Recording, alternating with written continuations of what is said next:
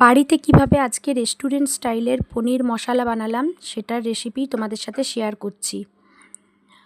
First আমি এখানে পনিরের ছোট ছোট পিস নিয়েছি, তার মধ্যে নুন, হলুদ আর লঙ্কার গুঁড়ো দিয়ে ভালো করে মাখিয়ে নিয়ে কড়াইয়ে সাদা তেল দিয়ে পনিরের টুকরোগুলো লাল লাল করে ভেজে তুলে রাখছি। এবার ওই কড়াইয়ে একটু দারচিনি দিয়ে দিচ্ছি পেঁয়াজ বাটা,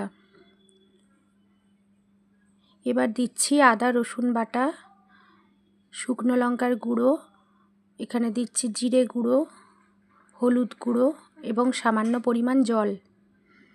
মশলাগুলো ভালো করে মিশিয়ে নিয়ে কিছুক্ষণ আমি একটু কষাতে থাকবো মশলাগুলো, যতক্ষণ না পর্যন্ত মশলা থেকে কাঁচা গন্ধটা যাচ্ছে।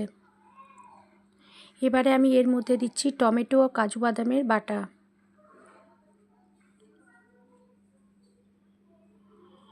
ভালো করে মশলাটা কষাবো, টমেটো থেকে কাঁচা গন্ধটা যতক্ষণ না যাচ্ছে ততক্ষণ পর্যন্ত মশলা কষাতে হবে। এর মধ্যে আমি একটু নুন আর চিনি দিয়ে একটু গরম জল দিয়ে একটু পরে আমি পনিরের টুকরোগুলো দিয়ে দিলাম। পনিরের টুকরোগুলো আমি মিশিয়ে নেওয়ার পরে এর মধ্যে দিচ্ছি কাসুরি মেথি আর একটু গরম মশলার গুঁড়ো। দেখো, রেস্টুরেন্ট স্টাইলের পনির মশলা রেডি হয়ে গেছে।